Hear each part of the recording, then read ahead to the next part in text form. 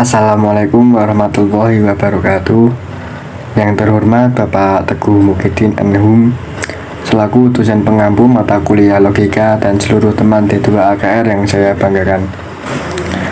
Pertama-tama kita panjatkan puji syukur atas kehadirat Allah Subhanahu wa Ta'ala yang telah memberikan rahmat, taufik, serta hidayahnya kepada kita semua. Tak lupa sholawat serta salam kita junjung tinggi pada Nabi Muhammad Sallallahu Alaihi Wasallam.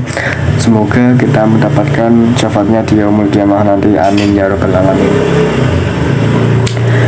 Sebelumnya perkenalkan, nama saya Ahmad Lutfi Nur Aziz, NIM 21505010105, beserta kelompok saya yang beranggotakan Sheila Anggraini dengan NIM 21505010114 dan Dania Ramadhani NIM 21505010122. Di sini kelompok kami akan menyampaikan materi mengenai hubungan kausalitas, yaitu kaidah sebab akibat. Langsung saja kita mulai penyampaian materinya. Sebelumnya, alangkah baiknya kita awali dengan basmalah. Bismillahirrahmanirrahim. Yang pertama ada definisi hubungan kausalitas. Kausalitas sendiri merupakan prinsip-prinsip sebab akibat ilmu ataupun pengetahuan yang secara otomatis bisa diketahui tanpa perantara ilmu lainnya atau pengetahuan lainnya. Di sini dia tanpa membutuhkan atau tanpa ada kaitan dengan ilmu lain, bahwa setiap kejadian memperoleh kepastian dan keharusan lain yang mendahulunya. Merupakan hal-hal yang diterima tanpa ragu dan tidak memerlukan sanggahan, keharusan, dan keaslian sistem kausal. Sistem kausal ini juga merupakan bagian dari ilmu-ilmu manusia yang telah dikenal bersama dan tidak diliputi keraguan apapun. Dalam kausalitas sendiri terbagi menjadi dua teori. Yang pertama, teori monokausalitas, yaitu teori di mana dia itu hubungan sebab akibat berdasarkan cerita sejarah yang ada. Jadi dia itu hubungan sebab akibat yang muncul dalam suatu sejarah. Yang teori kedua yaitu multikausalitas, yaitu penjelasan dari suatu peristiwa, hubungan peristiwa sebab akibat yang memperhatikan penyebabnya, dan dia ini bersifat umum tanpa adanya suatu cerita sejarah. Demikian materi pertama yang dapat saya sampaikan. Untuk penyampaian materi yang kedua akan disampaikan oleh Sheila Anggraini. Kepadanya saya persilahkan. Assalamualaikum warahmatullahi wabarakatuh. Perkenalkan, nama saya Sheila Anggraini, NIM 21505101114. Di sini saya akan melanjutkan pemaparan materi dari pemateri sebelumnya, di mana sebelumnya menjelaskan mengenai teori-teori hubungan kausalitas. Selanjutnya terdapat materi mengenai pembagian hubungan kausalitas. Pembagian hubungan kausalitas sendiri pada umumnya terdapat 4 macam. Yang pertama ada hubungan kausalitas sebab yang mesti. Hubungan kausalitas sebab yang mesti adalah bila tidak ada kejadian tersebut maka tidak ada akibatnya. Namun apabila ada akibatnya belum tentu terjadi. Contohnya adalah oksigen merupakan salah satu penyebab terjadinya kebakaran. Bila tidak ada oksigen, maka tidak akan terjadi kebakaran. Namun, bila ada oksigen, belum tentu terjadi kebakaran. Yang kedua adalah hubungan sebab akibat yang menjadikan. Hubungan sebab akibat yang menjadikan di mana apabila ada atau tidaknya sebab menentukan ada atau tidaknya pula akibatnya. Contohnya adalah kebakaran terjadi karena adanya ledakan kompor. Tidak adanya ledakan kompor, maka kebakaran tidak akan terjadi. Yang selanjutnya adalah hubungan kausalitas berdasarkan sebab langsung dan sebab jauh. Hubungan kausalitas berdasarkan sebab langsung dan sebab jauh dapat didefinisikan seperti A mengakibatkan B, B mengakibatkan C, C mengakibatkan D, dan D mengakibatkan E. A mengakibatkan B, B mengakibatkan C, dan seterusnya itu merupakan hubungan sebab langsung, sedangkan hubungan sebab jauhnya adalah A mengakibatkan E. Contohnya adalah Anton sedang marah kepada Benny, sehingga Anton memukul Benny dan mendorong Benny. Akibatnya adalah Benny terjatuh dan membentur meja. Saat membentur meja, kepala Benny pecah dan berdarah. Kepala Benny yang pecah dan berdarah mengakibatkan Benny menjadi pusing. Hubungan sebab langsungnya adalah di mana Anton yang marah kepada Benny dan melakukan tindakan-tindakan yang mengakibatkan Benny menjadi pusing. Itu merupakan sebab jauhnya. Yang terakhir adalah sebab satu dan sebab banyak. Sebab satu dan sebab banyak adalah di mana sebab yang banyak maka mengakibatkan akibat yang sama. Contohnya adalah Citra malas belajar. Citra tidak mendengarkan penjelasan dari guru. Citra mengantuk saat di kelas. Citra tidak mau mengerjakan tugas. Maka mengakibatkan Citra tidak paham akan penjelasan materi yang disampaikan oleh gurunya. Materi selanjutnya adalah metode induksi Mill. Metode induksi Mill sendiri dibagi menjadi 5 macam. Yang pertama ada metode persetujuan atau method of agreement. Metode persetujuan sendiri dapat didefinisikan apabila terdapat 2 atau lebih peristiwa yang dimana di dalamnya sedang diselidiki gejala dari peristiwa tersebut, dan apabila ada faktor yang sama dari masing-masing peristiwa tersebut, maka dapat disimpulkan bahwa faktor tersebut merupakan satu-satunya penyebab terjadinya gejala pada masing-masing peristiwa. Contohnya adalah apabila dalam suatu kelas terdapat gejala diare. Di situ diambil sampel orang yang terkena gejala diare tersebut. Seperti orang pertama yang sebelumnya memakan nasi, ayam, telur, dan opor. Orang kedua memakan telur, ayam, opor. Dan orang ketiga memakan ayam dan opor. Maka dari orang pertama hingga orang ketiga terdapat faktor yang sama. Faktor tersebut adalah memakan opor.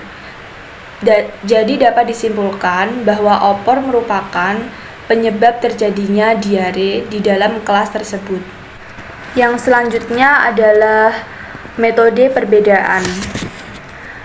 Metode perbedaan dapat didefinisikan jika sebuah peristiwa mengandung gejala yang diselidiki dan sebuah peristiwa lain yang tidak mengandungnya, namun faktornya sama, kecuali satu, dan yang satu itu terjadi pada peristiwa pertama, maka faktor satu-satunya itu yang menyebabkan peristiwanya berbeda, yang tidak bisa dilepaskan dari sebab terjadinya gejala. Yang selanjutnya adalah metode persamaan variasi. Metode persamaan variasi dapat didefinisikan apabila sesuatu gejala yang dengan sesuatu cara berubah. Ketika gejala lain berubah dengan cara tertentu, maka gejala itu adalah sebab atau akibatnya dari gejala lain atau berhubungan secara sebab akibat. Contoh dari metode persamaan variasi adalah dalam kehidupan sehari-hari, seorang petani dapat mengetahui dengan mudah hubungan kausalitas antara kesuburan tanah dengan hasil pertanian. Semakin tinggi derajat kesuburan tanah, maka semakin bagus pula hasil panen, dan demikian juga sebaliknya. Yang selanjutnya adalah metode sisa-sisihan.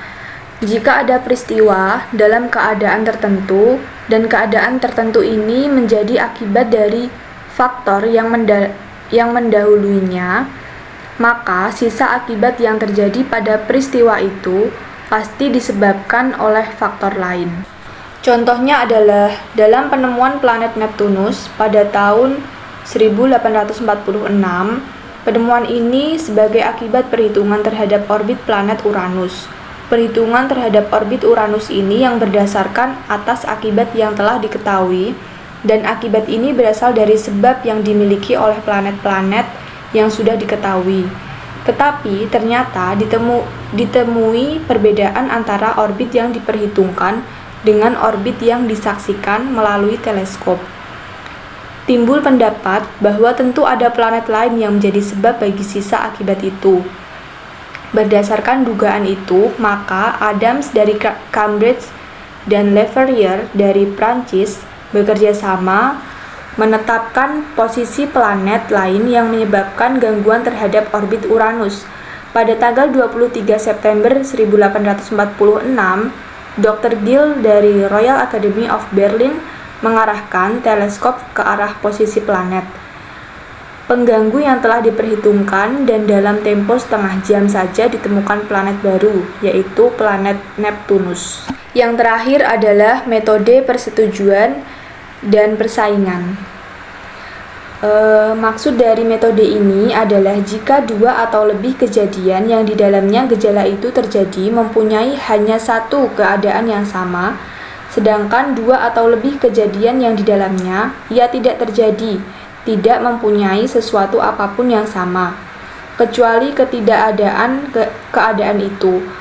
Maka keadaan yang hanya di dalamnya kedua kelompok kejadian itu berbeda adalah akibat atau sebab, atau suatu bagian yang tidak terpisahkan dari sebab dan gejala itu. Contoh, Candias memberikan makan pada sekelompok ayam dengan beras yang betul-betul putih. Ternyata ayam itu semuanya terserang polineuritis atau radang saraf, dan sebagian besar mati. Ia memberikan makan kepada sekelompok ayam yang lain dengan beras yang masih tercampur dedak. Ternyata tidak satupun ayam ini sakit. Kemudian ia mengumpulkan ayam-ayam yang terkena radang saraf dengan ayam-ayam yang sehat, dan diberi makan beras ayam yang bercampur dedak. Ayam-ayam yang sakit itu kemudian sembuh. Mungkin hanya itu yang dapat saya sampaikan. Apabila ada salah kata yang tidak berkenan, mohon dimaafkan. Materi selanjutnya akan disampaikan oleh pemateri ketiga. Waktu dan layar saya kembalikan kepada moderator. Wassalamualaikum warahmatullahi wabarakatuh. Kepada Sheila Anggreni atas penyampaian materi yang kedua, saya sampaikan terima kasih. Untuk pemaparan materi yang terakhir, yaitu akan dibacakan oleh Dania Ramadhani. Kepadanya saya persilakan. Perkenalkan, nama saya Dania Ramadhani, NIM 215510122. Saya di sini sebagai pemateri 3. Kekeliruan dalam hubungan kausalitas. Kekeliruan dalam hubungan kausalitas terjadi karena mengakui sesuatu yang terjadi berurutan, maka peristiwa yang kedua merupakan akibat dari peristiwa pertama. Contoh, sesudah ayam berkokok maka terbitlah pagi, jadi pagi terbit karena ayam berkokok. 2. Setelah ia bermain di sini, pabrik ini kecuri 1,5 miliar. Karena itu pastilah pencurinya. Atau kekeliruan ini terjadi karena melihat peristiwa secara sepintas. Seharusnya kita menjelaskan secara cermat bahwa kedua peristiwa itu memang mempunyai hubungan pasti. Penjelasan kesimpulan kausal.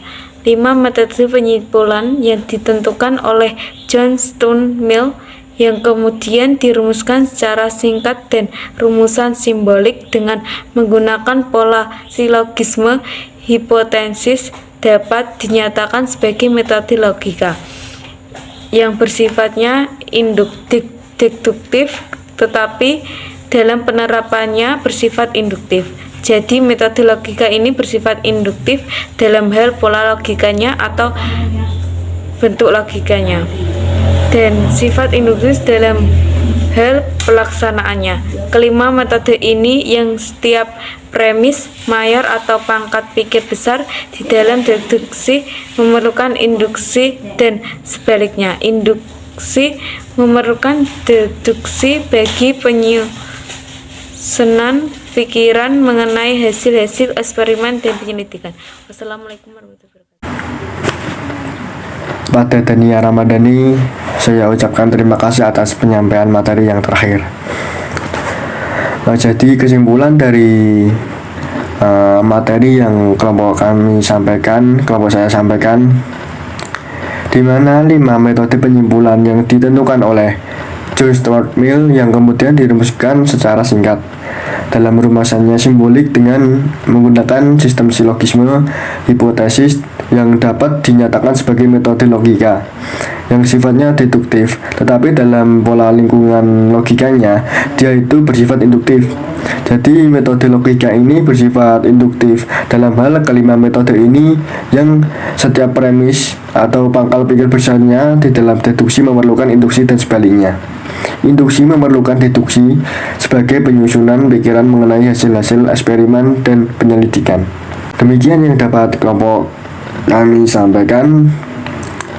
Kurang lebihnya saya mewakili kelompok saya. Mohon maaf atas kesengajaan atau ketidaksengajaan kesalahan yang kelompok kami lakukan. Wabillahi taufik wal hidayah. Wassalamualaikum warahmatullahi wabarakatuh.